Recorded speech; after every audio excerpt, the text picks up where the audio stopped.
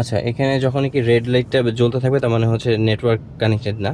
সেই ক্ষেত্রে আপনি যেটা করবেন, এটাকে ট্যাপ অ্যান্ড হোল্ড করে রাখবেন এই বাটনটাকে।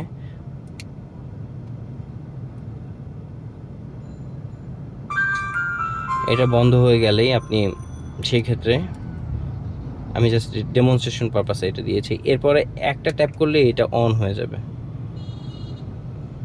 এই যে কানেক্টেড। এরপরেও আপনার যদি রেড লাইট জ্বলেও তারপরে আপনি এটাকে কানেকশন করে ফেলতে পারবেন। কিছুক্ষণ পরে আপনাকে নেটওয়ার্ক কানেক্টেড বলে দিবে। আর আমি যদি এখানে হট ক্যাম দিয়ে এটাকে পিং করার চেষ্টা করি,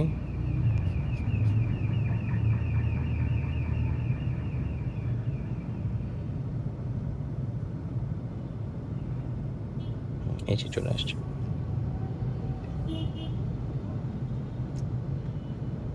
সো এরকমভাবেই এটাকে ট্যাপ অ্যান্ড হোল্ড করে এটাকে আবার একটা ইয়ে করতে হবে।